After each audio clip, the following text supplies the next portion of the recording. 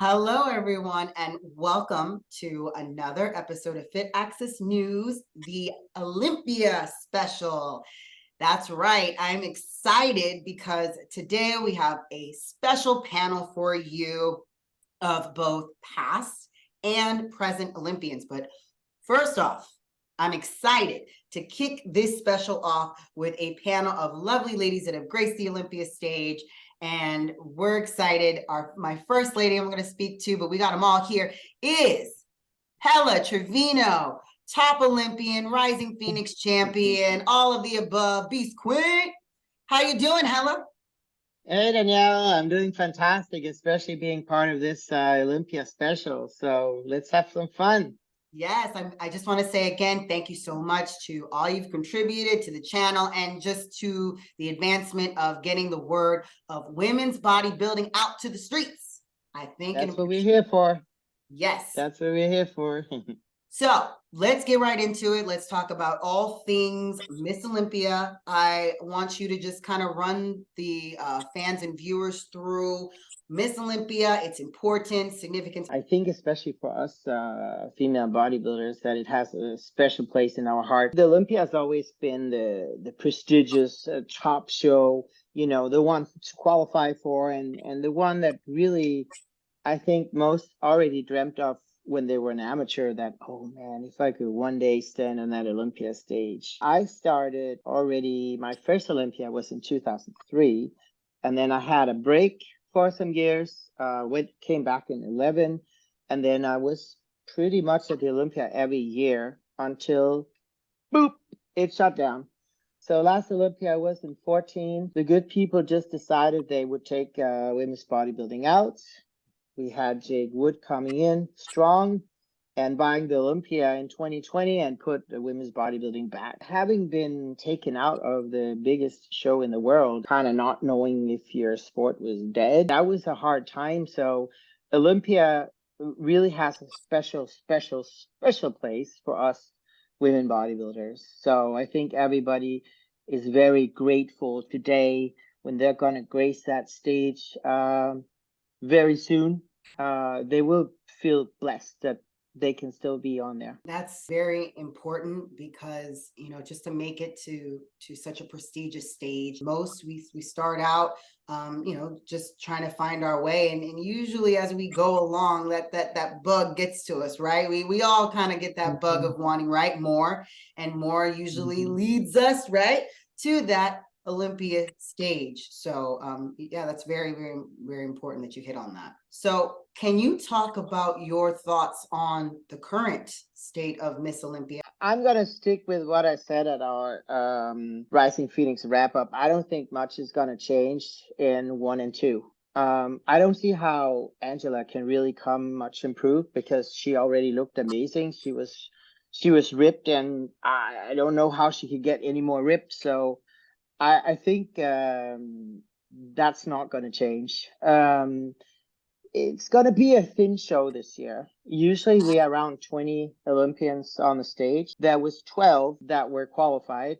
Now I've decided to take a year off to improve, and Christina Mendoza is also out. So that leaves 10 athletes on the stage. All Olympia, but a lot of quality. It's really top contenders. Some people have mixed views on that, you know, a bigger show, a smaller show.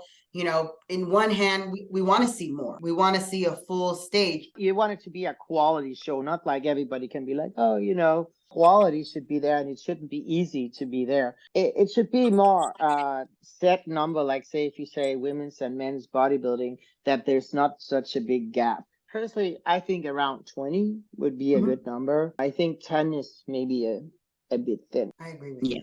Ladies, anybody want to chime in on that? Great. I totally agree. Whatever Helle says. Whatever Helle said.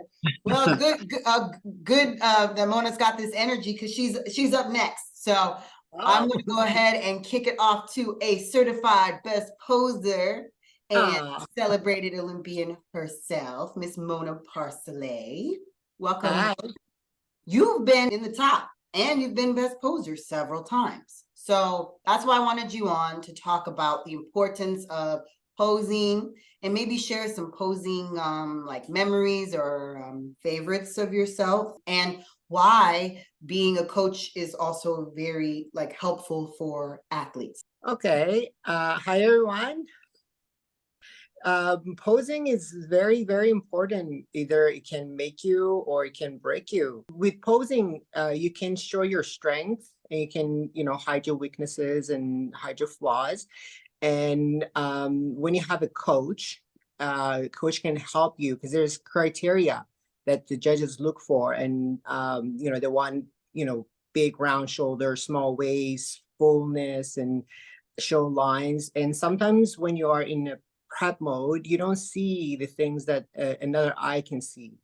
And having, as the skilled coach that have that set of eyes and know the criteria can really help you to improve your physique. And, being on Olympia stage, just the tiny little bit of tweak can really make a huge difference. Making those adjustments, you're right, they can make all the difference between how a person's physique and hiding those flaws that hold them back. The smallest changes can make a huge impact on how you present yourself on stage. And also transition, posing on stage is not just about hitting your mandatory. It's going from one pose to another pose. It's important how smoothly you're moving from one to another. And during those movement, you're actually exposing the area that you're not supposed to expose, like keeping your core tight. A lot of people let it go, or they walk from, so transition, it makes you stand out. Just adding to that, that's what people really don't understand, that it's not just about learning the mandatories. Having a posing coach, like she or he will actually perfect the poses individually to that body, to that physique. That's why I recommend to hire a posing coach, because it's individual to that person. I'd just like to add on to what Helle was just speaking about. With me being 5'8", I'm one of the tall girls on stage. So if I appear to be that tall, slim girl, that's exactly how I'm going to look on stage, as that tall, slim girl. And that's definitely not what you want in bodybuilding. So having a coach to help me understand how to stand, how to be upright, or how to, duck down a little bit to, to hide my flaws or to present more of my stature makes a big difference. And sometimes when you're trying to do it on your own, you can't see that for yourself in the mirror. You're going to look at the mirror yourself and say, oh, I look great. But then when you come down and someone says, well, Kim, why were you standing this way? Why were you upright? Why were you down? Why were you trying to be 5'3" when you're really 5'8"? And all that makes a difference. But having a coach, really, 100% is something that everybody that wants to go onto that Olympia stage need to have in their corner. Very insightful things to add. It is about, like you said, the placement, the little tweaks. Those are all very important things to add. One last thing, Mona, are you eyeing anybody who presentation wise that's going into this? Oh, who's got your eye? At Rising Phoenix, Angie her routine gave me goosebumps. I loved her music choice. I love how she started the pose with her back, and how dramatic it was, and how she was connecting with the audience. I have a question to that. I'd be curious, what's your process? How do you get motivated? How do you make up the poses? Like, what's your start to end process when you do a posing routine? Okay, so the first step is finding a song. So I make a base of what I want to do, and I work on it, and then that would be the foundation of my routine. And I practice it, and then I record myself. Do you think when you make a posing routine, do you think about the emotions you want to, the response you want to get from the audience?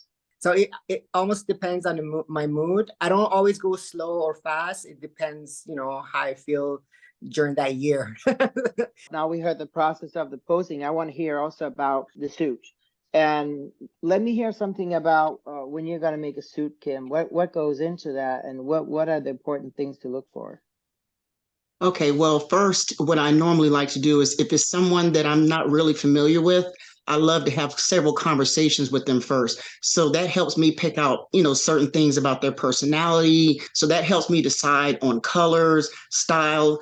And then what I love to do is I love looking at several pictures of them or even seeing them online if I can't see them in person, so I can look at their structure, because just like with judging, symmetry is one of the most important things in making a suit. I love to put the person's symmetry first and put their personality second. And then we start discussing colors. And then I love to see, okay, make sure what color hair you're going to have that day. And I love to see what tones of their tanning want to accomplish that particular day. So then I know what color tones I should put into their suit. What I don't like to do is have them go out looking like the next person that's standing next to them. Then secondly, you want to ask them, how do you want to feel on stage? Are you very acrobatic? Because you have to put all that into that suit. And that was something important that you hit on, feel.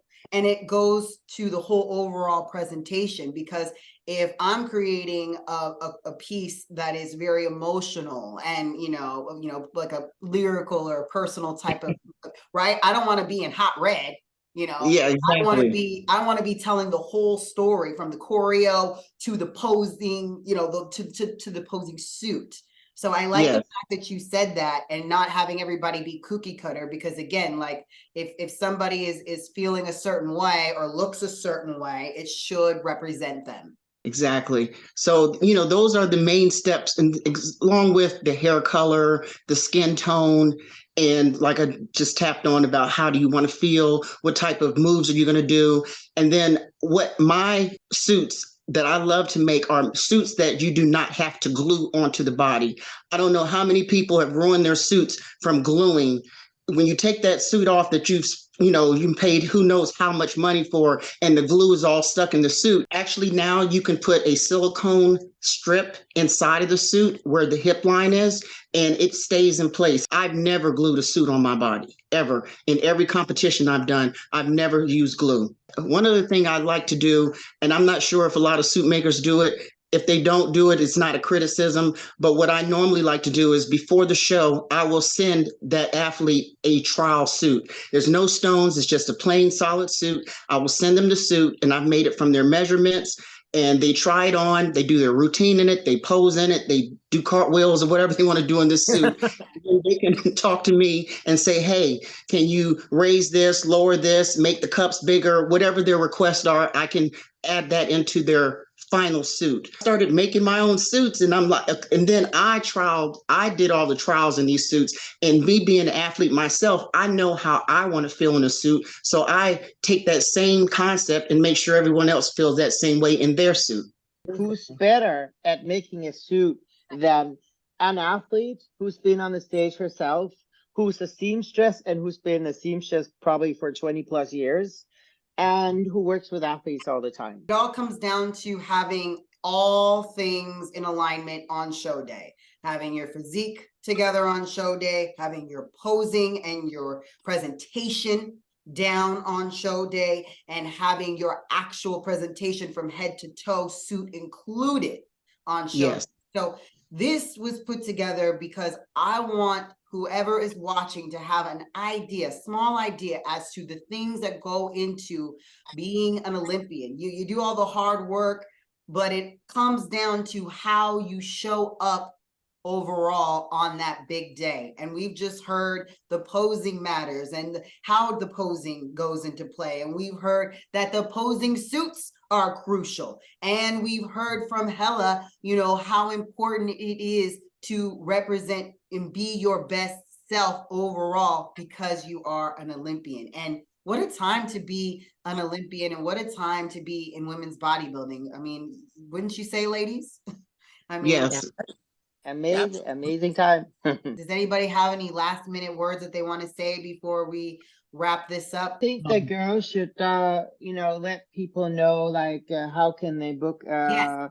a personal a posing session or a routine or a suit or whatever they need. Kim, where can they find you?